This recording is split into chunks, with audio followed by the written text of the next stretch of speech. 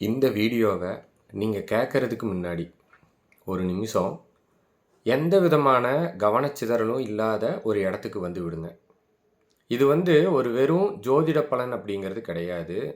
இது உங்களை பற்றிய, உங்களுடைய மனதை பற்றிய ஒரு ஆழமான தேடல்.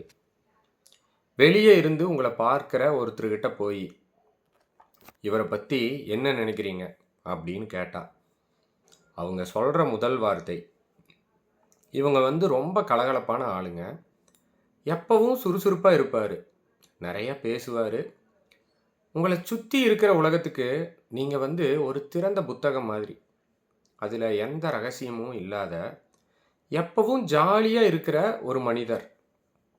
ஆனால் அந்த புத்தகத்தில் நீங்கள் எழுதி வச்சிருக்கிற சில பக்கங்களை இதுவரைக்கும் யாருமே படித்தது இல்லைங்கிறது தான் உண்மை.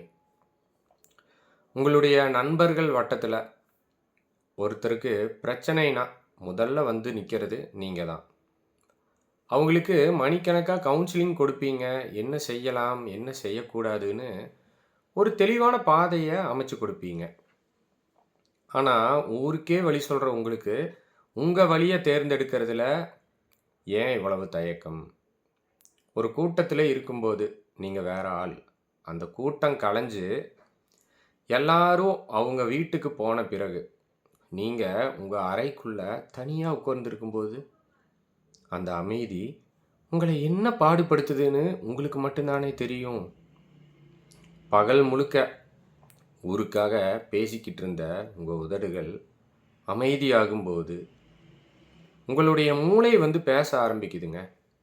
அது சும்மா பேசுறது இல்லை, கேள்வி மேலே கேள்வியாக கேட்டு உங்களை அப்படியே துளைச்சி எடுக்குது.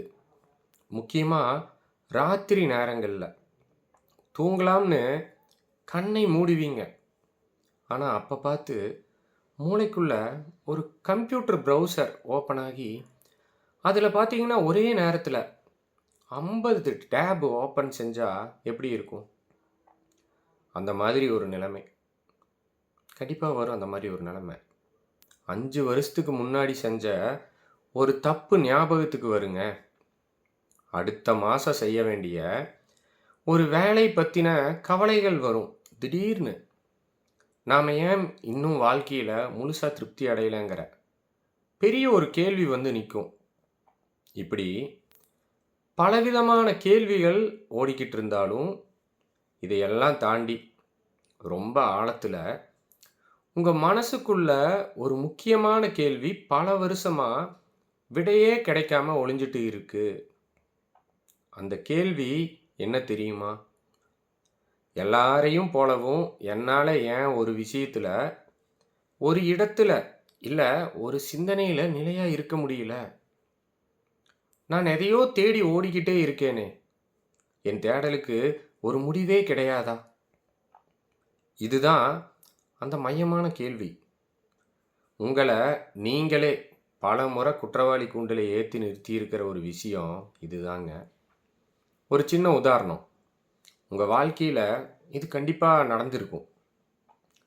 ஒரு புது விஷயம், அது ஒரு ஆன்லைன் கிளாஸாக இருக்கலாம், இல்லையா ஒரு புது பிஸ்னஸ் ஐடியாவாக இருக்கலாம், இல்லைன்னா ரொம்ப நாளாக ஆசைப்பட்ட ஒரு ஹாபியாக கூட இருக்கலாங்க.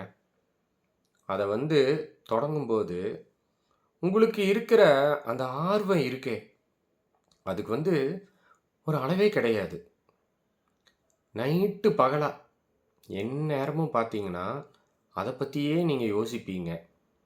இதுதான் என்னோட வாழ்க்கை, இனிமே இதை நான் விடவே மாட்டேன் அப்படின்னு உங்களுக்கு நீங்களே ஆணித்தரமாக சொல்லிக்கிட்டு அதில் முழுமையாக இறங்குவீங்க. முதல் வாரம் பார்த்தீங்கன்னா ரொம்ப பர்ஃபெக்டாக பிரதானமாக போகும். 2வது வாரம் கொஞ்சம் உங்களுடைய ஆர்வம், உங்களுடைய வேகம் குறையும். அதே பார்த்தீங்கன்னா 3வது வாரம் அந்த விஷயத்தை பற்றி நினச்சாலே உங்களுக்கு ஒரு விதமான சலிப்பு வந்துடும். இது எனக்கு செட் ஆகாது அப்படின்னு மனசில் சொல்ல ஆரம்பிச்சிடும். அதை அப்படியே தூக்கி போட்டுட்டு அடுத்த புது விஷயத்தை தேடி போக ஆரம்பிச்சிருவீங்க. இதை பண்ணியிருக்கீங்களா யாராச்சும்? கொஞ்சம் திங்க் பண்ணி பாருங்கள். உங்களை சுற்றி இருக்கிறவங்க இதை பார்த்துட்டு என்ன சொல்லுவாங்க? இவனுக்கு வந்து பொறுமையே கிடையாது. எதையும் வந்து இவன் முழுசா முடிக்க மாட்டான். இந்த மாரி சொல்லி சொல்லியே உங்க மேல உங்களுக்கு ஒரு மிகப்பெரிய குற்ற உணர்ச்சிய உருவாக்கி வச்சிருக்காங்க. ஆனா, உண்மை என்னன்னு தெரியுமா? நீங்க வந்து ஒரு வேலைய பாதியில விடுறக்கு காரணம், உங்களுடைய பொறுமையின்மையோ, இல்லைன்னா உங்களுக்குள்ள இருக்கிற சோம்பேறித்தனமோ கிடையாதுங்க. அது வந்து ஒரு அறிவுசார் சலிப்பு. மிதுன ராசிக்காரர்களுடைய மூளை வந்து ரொம்ப ரொம்ப வேகமா வேலை செய்யுங்க.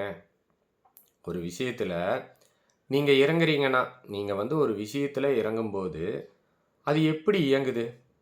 அதோட சூட்சமம் என்ன அப்படிங்கிறத உங்க மூளை வந்து ரொம்ப சீக்கிரமாவே கணிச்சிரும். இத வந்து இன்னும் சுலபமா நான் சொல்றேன். உங்க வீட்ல உட்கார்ந்து நீங்க Netflixல தமிழ் ஆடியோவோ, இல்லைன்னா ஒரு ஹாரர் படமோ, தமிழ் ஆடியோவோட ஒரு ஹாரர் படமோ, அதுவும் இல்லைன்னா ஒரு த்ரில்லர் படமோ பார்க்குறீங்கன்னு வச்சுப்போம். முதல் 20 நிமிஷம் ரொம்ப பார்த்தீங்கன்னா, ஆர்வமா பார்ப்பீங்க. அந்த படத்தோட கிளைமாக்ஸ்ல யாரு தப்பு பண்ணியிருப்பாங்க? அடுத்து என்ன பேய் வரப்போகுதோன்னு உங்க மூளை பார்த்தீங்கன்னா, முன்கூட்டியே கணிச்சிருச்சுன்னா, அடுத்த செகண்ட் அந்த படத்துல உங்களுக்கு ஆர்வம் இருக்குமா? கண்டிப்பா உங்களுடைய ஆர்வம் போயிரும். பாதியிலேயே வேற படத்த மாத்திருவீங்க. இது நார்மலா எல்லாரும் பண்ணுவோம்னு நெனைக்கிறேன். வேலையிலயும் பார்த்தீங்கன்னா, இதுதான் நடக்கும். ஒரு புது பொறுப்பு கொடுக்குறாங்கன்னு வச்சுக்கோங்க உங்ககிட்ட. முதல் சில மாசங்கள் பார்த்தீங்கன்னா, உங்க திறமைய மொத்தமா அதில கொட்டுவீங்க. ஃபுல் எஃபோர்ட் போடுவீங்க. ஒரு வேலையோட நுணுக்கங்களை எல்லாரையும் விட வேகமா நீங்க கத்துக்குவீங்க. அந்த வேலையில எல்லாமே பழக்கப்பட்டு போன பிறகு, ஃபுல்லா தெரிஞ்சதுக்கு அப்புறம், "அவ்வளவுதானா?" அப்படிங்கிற ஒரு சலிப்பு உங்களுக்கு வந்துரும். ஒரு கட்டத்தில, "ஓ! இது இவ்வளவுதானா? இதுக்கு மேல இதில புதுசா கத்துக்க ஒண்ணுமே இல்ல." அப்படின்னு உங்க உள் மனசுக்கு தெரிஞ்ச உடனே, அந்த வேலையில இருக்கிற சுவாரஸ்யம் வந்து உங்களுக்கு போயிடும். எப்ப சுவாரஸ்யம் குறையுதோ, அப்போ உங்க மூளை அடுத்த சவாலை நோக்கி நகர ஆரம்பிச்சுரும். புரிஞ்சுதுங்களா? உடனே எல்லாரும், "நீ வந்து ஓவரா யோசிக்கிற" அப்படின்னு ஈஸியா ஒரு வார்த்தைய சொல்லிட்டு போயிருவாங்க. அவங்களுக்கு வந்து தெரியாது, நீங்க வந்து ஓவரா யோசிக்கல. உங்க மூளையோட டேட்டா ப்ராசஸிங் ஸ்பீடு அப்படி சில சமயம் ரொம்ப நேரம் யோசிச்சு, ஒரு துல்லியமான முடிவு எடுப்பீங்க. ஆனா, கொஞ்ச நேரத்திலேயே அதுக்கு நேர் எதிரான இன்னொரு எண்ணம் உங்களுக்குள்ள வரும். உடனே எல்லாரும் உங்கள ரெட்டை மனசுக்காரங்கன்னு முத்திர குத்திருவாங்க. இவன் வந்து எப்பவுமே டபுள் மைண்டோட தான் இருப்பான் அப்படின்னு சொல்லுவாங்க. உங்களுடைய அந்த ரெட்டை மனசு அப்படிங்கிறது ஒரு தப்பெல்லாம் இல்ல. ஒரு தப்பில்ல அது.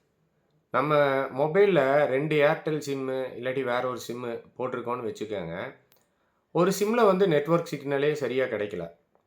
வேலை செய்யல அப்படின்னா, உடனே என்ன பண்ணுவீங்க? செட்டிங்ஸ்ல போயி அடுத்த சிம்முக்கு மாத்தி கனெக்டிவிட்டி செக் பண்ணுவோம்ல. அந்த மாதிரி தான் உங்களுடைய மூளையும். அது எப்பவுமே பார்த்தீங்கன்னா, பல ஆப்ஷன்கள, பல விளைவுகள பேலன்ஸ் பண்ணிக்கிட்டே இருக்கும். இதுக்கு ஆகுமா? அப்படி இல்லையா, அதுக்கு ஆகுமா? இந்த இயல்பு வந்து ஒரு பயத்தினால வர்றதில்லை. அது வந்து உங்கள பாதுகாப்பதற்கான ஒரு அமைப்பு தான் அது. சரி, இப்ப அந்த முக்கியமான கேள்விக்கு வருவோங்க. என்னுடைய இந்த தேடலுக்கு முடிவே கிடையாதா? நான் எப்போதான் ஒரு இடத்துல நிலையா நிப்பேன்? இதுக்கான நேரடி பதில் இதுதான். நிரந்தரம் அப்படிங்கிறத ஒரு இடத்துலயோ, ஒரு வேலையிலேயோ தேடாதீங்க. உங்களை பொறுத்தவரைக்கும் உங்களோட நிரந்தரமே அந்த மாற்றம் தான். சமூகம் நமக்கு என்ன சொல்லிக் குடுத்துருக்குங்க? இந்த சமூகம், ஒரு வேலையில சேரணும். வயசாகுற வரைக்கும் அதே வேலையில, ஒரே இடத்துல இருக்கணும். அதுதான் செட்டில் ஆகுறது. இதுதான் உலகம் நமக்கு சொல்லிக் கொடுத்த பாடம். ஆல்மோஸ்ட் எல்லாரும் அதத்தான் திங்க் பண்ணிட்டு இருப்பீங்க. கரெக்ட்டா? ஆனா, அந்த பாடம் வந்து உங்களுக்கு பொருந்தாது. ஒரு இடத்துல தண்ணி வந்து தேங்கி நின்னா, பாதுகாப்பாக இருக்கும்னு ஒரு குளம் வந்து நினைக்கும். ஆனால் ஒரு ஆறு வந்து அப்படி நினைக்க முடியாது இல்லையா? ஆறுங்கிறது எப்பவுமே ஓடிக்கிட்டே இருக்கணும். புது புது இடங்களை வந்து பார்க்கணும். புதியதான கரைகளை போய் தொடணும். அந்த ஓட்டமும் பயணமும் தான் அந்த ஆற்றோட பலங்க. நீங்க வந்து தேங்கி நிற்கிற ஒரு குளம் கிடையாது. நீங்க வந்து ஒரு ஆறு. அதனால இனிமேல் நான் ஒரே விஷயத்துல நிலைச்சு நிக்கலையே அப்படின்னு நினைச்சு வருத்தப்படாதீங்க. ஏன்னா உங்களுக்கு பலவிதமான திறமைகள் இருக்கு. பல விஷயங்களை கத்துக்கிற ஆர்வம் இருக்கு. அதை வந்து ஒரு குறையா ஏன் நீங்க பார்க்குறீங்க? அது உங்களோட மிகப்பெரிய பலம். ஆனா இதுக்காக எடுத்த வேலையை எல்லாம் பாதியிலேயே விட சொல்லலைங்க. இனிமே ஒரு முடிவெடுக்கும்போது அது 100% சரியா இருக்கணும்னு எதிர்பார்க்காதீங்க. 70% சரின்னு தோணுதா? தயங்காம அந்த வேலையில இறங்குங்க. அந்த வேலையை இறங்குங்க. அந்த வேலையை கரெக்ட்டா செய்யுங்க. மீதி 30% சந்தேகம் எப்பவுமே இருக்கத்தான் செய்யும். ஏன்னா யாருமே இங்க பெர்ஃபெக்ட் கிடையாது. அது உங்க மூளையோட அந்த செக்கிங் மெக்கானிசம். அத கண்டுக்காதீங்க. அப்படியே விட்டுருங்க. இன்னைக்கு ஒரு விஷயம் பிடிச்சிருக்கா? அது முழு ஈடுபாட்டோட செய்யுங்க. அதுல வந்து சுவாரஸ்யம் குறைஞ்சா, குற்ற உணர்ச்சியே இல்லாம அடுத்த கட்டத்துக்கு நகருங்க. உங்க மனசு அலைப்பாயுதுன்னு யாராவது சொன்னா, அவங்க கிட்ட போய் சொல்லுங்க. என்னோட மனசு அலைப்பாயல. அது வந்து இந்த உலகத்த எக்ஸ்ப்ளோர் பண்ணிட்டு இருக்கு அப்படின்னு. அப்ப அவங்களுக்கு புரியும். முதல்ல உங்க மேல நீங்க வச்சிருக்கிற அந்த குற்ற உணர்ச்சிய தயவு செஞ்சு தூக்கி எறியுங்க. உங்களுடைய இந்த தேடல் வந்து தொடரட்டும். அந்த தேடல் தான் உங்கள வந்து உயிரோட்டமா வச்சிருக்கு. வாழ்க்கைங்கிறது ஒரு வட்டத்துக்குள்ள சுத்துறது இல்லை. அது வந்து ஒரு மிகப்பெரிய பயணம். உங்க பயணமே வந்து இப்பதான் அதோட உண்மையான அர்த்தத்தை புரிஞ்சிட்டு இருக்குங்க.